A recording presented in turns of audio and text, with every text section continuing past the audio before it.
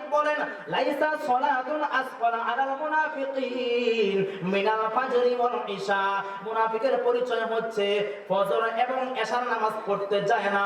মুনাফিকের পরিচয় হচ্ছে ফজর এবং এশা পড়ে না। এলাকার মধ্যে খুঁজলে, এলাকার মধ্যে তালাশ করলে এমন কত মুসল্লি পাওয়া যাবে, এমন কত মুরব্বি পাওয়া যাবে, এমন অনেক মা বোন পাওয়া যাবে যারা ফজর এবং এশার নামাজ কখনো পড়ে না। এমন মা বোন, এমন মুসল্লি সমাজের মধ্যে আছে, এমন মুরব্বি এলাকার মধ্যে আছে যারা মাসের পর মাস চলে যায় এরপরেও একদিন ফজরের নামাজ পড়ে না। এমন মুরব্বিও এলাকার মধ্যে আছে। এইরকম মুরব্বিও এলাকার মধ্যে আছে যাদের বয়স 70-80 বছর হয়ে গেছে কিন্তু নামাজ পড়তে যায় না, ফজর এবং এশা পড়ে না। এদেরকে আল্লাহর হাবিব বলেন এরা হচ্ছে মুনাফিক। আল্লাহর হাবিব বলেন লাউ ইয়ালামুনা মা ফীহিমা লা তারহুমা ওয়ালাউ আবওয়ান। ওই সমস্ত বান্দারা যারা ফজর এবং এশা পড়তে যায় না, যদি এরা জানতো ফজর এবং এশার মধ্যে কি পরিমাণ ফজিলত, প্রয়োজনে এরা হামাগুড়ি দিয়ে হলেও মসজিদে গিয়ে এই 2 ওয়াক্ত নামাজ আদায় করতো। এখন যারা নামাজ পড়েন 5 ওয়াক্ত, দেখবেন আপনারা আশেপাশে যারা এলাকার মধ্যে মা বোন আছেন, আপনারা আশেপাশে কোন মহিলা এশা এবং ফজর পড়ে না, বাকি হয়তো পড়তে পারে। এশা এবং ফজর না পড়লে আপনি একজন মুসলমান কিভাবে হন? যে বান্দা নামাজ পড়ে না ফজর এবং এশা, সে হচ্ছে পাক্কা একটা মুনাফিক। যারা মুরব্বী আছেন তারাও দেখবেন যে আপনি মসজিদে গেছেন, আপনার ভাই, আপনার দিদি ভাই, মুসলমান ভাই, একজন মুমিন ভাই নামাজ পড়তে মসজিদে যায় না। যারা নামাজ পড়ে, ভালো কাজকর্ম করে, এদেরকে নিয়ে সমালোচনা করে, আল্লাহর হাবিব বলেন এরা হচ্ছে পাক্কা মুনাফিক। এরা কি? এরা হচ্ছে মুনাফিক।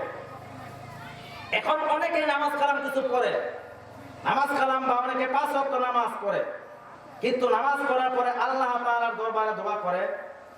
দোয়া করার পর অনেক সময় দেখা যায় দোয়া কবুল হয় না। এরকম হয় না যে নামাজ পড়লাম, তাহাজ্জুদ পড়লাম, কোরআন তেলাওয়াত করলাম, কিন্তু নামাজ কেন কবুল হলো না, দোয়া কেন কবুল হলো না? এখন দোয়া কবুল হওয়ার জন্য একটি শর্ত আছে। কয়টি শর্ত? দোয়া কবুল হওয়ার জন্য একটি শর্ত আছে। আল্লাহর হাবিব দেখেন কি বলেন, قال النبي صلى الله عليه وسلم أيها الناس إن الله طيب لا يقبل إلا طيبا إن الله أمر المؤمنين بما أمر به المرسلين। আল্লাহর হাবিব বলেন ইয়া আইয়ুহান নাস, ও দুনিয়ার মানুষ, ও দুনিয়ার মানুষ সকল, ইন্নাল্লাহা তাইয়্যিবুন, আল্লাহ হচ্ছেন পুত পবিত্র, লা ইয়াকবালু ইল্লা তাইয়্যিবান, আল্লাহ তাআলা অপবিত্র গ্রহণ করেন না, আল্লাহ তাআলা নাপাক জিনিস গ্রহণ করেন না, নাপাক পছন্দ করেন না। আবার বলছি, আল্লাহর হাবিব বলেন ইয়া আইয়ুহান নাস, ও দুনিয়ার সমস্ত মানুষ ভালো করে জেনে নাও, ইন্নাল্লাহা তাইয়্যিবুন, আল্লাহ হচ্ছেন পবিত্র, লা ইয়াকবালু ইল্লা তাইয়্যিবান, আল্লাহ তাআলা অপবিত্রকে গ্রহণ করেন না, পছন্দ করেন না। ইন্নাল্লাহা আমারাল মুমিনিন বিমা আমারা বিহিল মুরসালিন, দুনিয়ার মুমিন বান্দাদেরকে অর্থাৎ মুসলমান ভাই বোনদেরকে, আমাদেরকে আল্লাহ তাআলা এমন একটা বিষয় আদেশ করেছেন, এমন একটা বিষয় হুকুম করেছেন, যে বিষয়টা আল্লাহ তাআলা আমার আপনার পয়গম্বর সহ দুনিয়ার সমস্ত নবীদেরকে আল্লাহ তাআলা হুকুম করেছিলেন। এমন সেইটা কি বিষয়, যেই বিষয়টা আল্লাহ তাআলা আমাদেরকে হুকুম করেছেন এবং সমস্ত পয়গম্বর সাল্লাল্লাহু আলাইহি ওয়াসাল্লাম এদেরকেও আল্লাহ হুকুম করেছেন। ওইটা কি বিষয়? আল্লাহ বলেন ইয়া আইয়ুহার রাসূল, ইয়া আইয়ুহার রাসূল কুলু মিনাত তাইয়্যিবাত, কুলু মিনাত তাইয়্যিবাতি ওয়া আমালু সালিহা।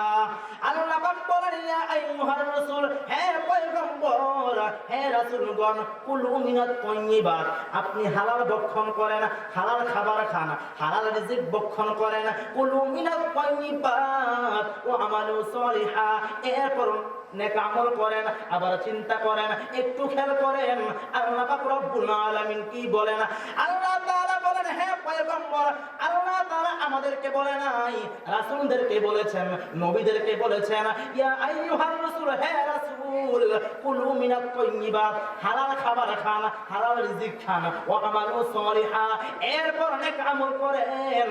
আল্লাহ তাআলা রাসূলগণকে বলেছেন আমরা হচ্ছি মুমিন বান্দা, আমরা হচ্ছি মুসলমান, আমাদেরকেও আল্লাহ তাআলা আরেকটি আয়াতের মধ্যে বলেন ইয়া আইয়ুহাল্লাযীনা আমানু কুলু মিন তাইয়্যিবাতি মা রাযাকনাকুম ওয়াশকুরু লিল্লাহি ইন কুনতুম ইয়াহু তা'বুদুন। আল্লাহ পাক রব্বুল আলামিন বলেন ও দুনিয়ার মুসলমান, ও দুনিয়ার ঈমানদারগণ, ইয়া আইয়ুহাল্লাযীনা আমানু কুলু মিন তাইয়্যিবাত, তোমরাও দুনিয়ার মধ্যে হালাল রিজিক ভক্ষণ করো, তোমরাও দুনিয়ার মধ্যে হালাল খাবার খাও, হারামের মধ্যে যেও না, সুদের মধ্যে যেও না, ঘুষের মধ্যে যেও না, দুর্নীতির মধ্যে যেও না, বাটপাড়ির মধ্যে যেও না, দালালির মধ্যে যেও না, অন্যের সম্পদ ভক্ষণ করিও না, তোমরা দুনিয়ার মধ্যে হালাল রিজিক ভক্ষণ করো। আল্লাহ পাক রব্বুল আলামিন তোমাদের দোয়া কবুল করে নিবেন। হে এলাকার মুসলমান, একটু চিন্তা করেন, এই পর্যন্ত আমাদের যাদের বয়স 70, 80, 100 বছর হয়ে গেছে, এই পর্যন্ত আপনি দুনিয়ার মধ্যে আইসা কত অনেক আমল করেছেন। আপনি নামাজ পড়েছেন, দান করেছেন, মানুষের উপকার করেছেন, অনেক নেক আমল করেছেন, আল্লাহ তাআলার দরবারে দোয়া করেছেন। এই সমস্ত নেক আমল করার পরেও আপনি দোয়া করার পরেও যদি আল্লাহ পাক আপনার আমল কবুল না করে, আপনার আমল কেন কবুল করবে? আপনার মধ্যে অন্যায় জড়িত আছে, আপনি হারামের মধ্যে আছেন, আপনি সুদের মধ্যে আছেন, আপনি ঘুষের মধ্যে আছেন, আপনার ভাই, আপনার ভাতিজা, আপনার মেয়ে, আপনার ছেলে যে পরিমাণ আপনার কাছ থেকে পাওনাদার আছে, এদেরকে পরিপূর্ণ পাওনায় পৌঁছায় দেন না। আপনি তো হারামের মধ্যে আছেন, এই হারামের মধ্যে থাকার কারণে আপনার দোয়া আমার মাওলা কবুল করেন না। কারণ যে আল্লাহ বলেছেন হে পয়গম্বর, আপনি হালাল খাবার খান, হালাল রিজিক খান, হালাল খাবার পরে এরপর আপনি নেক আমল করেন, আপনি নামাজ পড়বেন, নামাজ পড়ার আগে আপনি পরিষ্কার হন, পবিত্রতা অর্জন করেন, আপনি রোজা রাখবেন, আগে আপনি পরিষ্কার পরিচ্ছন্ন হন, পবিত্রতা অর্জন করেন। আপনি দুনিয়ার মধ্যে যত পরিমাণ নেক আমল করবেন, প্রত্যেকটা নেক আমলের পূর্বে আপনার পবিত্রতা অর্জন করতে হবে। এই হাদিসের মধ্যে সর্বশেষ ছোট্ট একটি আল্লাহর হাবিব দৃষ্টান্ত পেশ করেছেন। ফাদাকারুর রাজুলা ইউতিলু সাফার, একজন বান্দা সফরে রওনা হয়, বিশাল লম্বা পথ, সেই সফরে রওনা হওয়ার পর ওই বান্দা মাওলার দরবারে দোয়া করে ইয়া রাব্বি ইয়া রাব্বি ইয়া রাব্বি, হে আল্লাহ আমার ওইটা লাগবো, এইটা লাগবো, আমাকে তুমি দেও। আল্লাহর হাবিব সাল্লাল্লাহু আলাইহি ওয়াসাল্লাম বলেন একজন মুসাফির বান্দা যখন নাকি আমার মাওলার দরবারে দোয়া করে, ওই মুসাফির বান্দার দোয়া আল্লাহ কবুল করে নেয়। কিন্তু ওই বান্দা মুসাফির হওয়ার পরেও ওই বান্দার দোয়া আল্লাহ কবুল করেন না। ওই বান্দার দোয়া কবুল না হওয়ার কারণ কি? আল্লাহর হাবিব এই হাদিসের মধ্যে বলেন ওয়ামাতুহু হারাম, ওই বান্দার খাবার ছিল হারাম, ওয়ামাশরাবুহু হারাম, ওই বান্দার পানিও ছিল হারাম, ওয়ামালবাসুহু হারাম, ওই বান্দার পোশাক ছিল হারাম, ওই বান্দার লেবাস ছিল হারাম, ওয়াগুযিয়া বিল হারাম, ওই বান্দা দুনিয়ার মধ্যে জীবনে যা কিছু উপার্জন করেছে ওই বান্দার সবই ছিল হারাম। আন্না ইউস্তাজাবু লিযালিক, আল্লাহর হাবিব বলেন ও সাহাবায়ে কেরাম তোমরা বলো এই বান্দা হারামের মধ্যে জড়িত, এই বান্দার দোয়া আমার আল্লাহ কেমনে কবুল করবে? অতএব হে এলাকার মুসলমান, সংক্ষিপ্ত আকারে বলছি, ভালো করে জেনে নেন যেই বান্দা হারামের মধ্যে জড়িত, সুদের মধ্যে আছে, ঘুষের মধ্যে আছে, অন্যের সম্পদ ভক্ষণ করে, জুলুম করে, অন্যের সম্পদ টাকা পয়সা মেরে খায়, ওই বান্দার দোয়া আল্লাহ কখনো কবুল করবেন না। এ মুসলমান ভাইরা রে আমার, ওই বান্দা ছিল একজন মুসাফির বান্দা, মুসাফিরের দোয়া আল্লাহ কবুল করে নেয়, ওই বান্দার দোয়া কবুল করে নাই। অথচ তিরমিজির মধ্যে আছে আল্লাহর হাবিব বলেন দুনিয়ার মধ্যে 3 জন ব্যক্তি এমন আছে যে 3 জন ব্যক্তির দোয়া আল্লাহ সরাসরি কবুল করে নেয়। সুবহানাল্লাহ বলবেন না? কয় বান্দার দোয়া? তিন শ্রেণীর মানুষের দোয়া আল্লাহ তাআলা কবুল করেন। আল্লাহর হাবিব বলেন সালাসুন দাওয়াতুল মুস্তাজাবাতুন লা শাক্কা ফীহিন্না। দুনিয়ার মধ্যে তিন শ্রেণীর মানুষকে বলা হয় মুস্তাজাবুদ দাওয়াত, অর্থাৎ এরা হচ্ছে এমন বান্দা যাদের দোয়া আল্লাহ ফিরায় না, আল্লাহ তাআলা এদের দোয়া কবুল করে নেয়।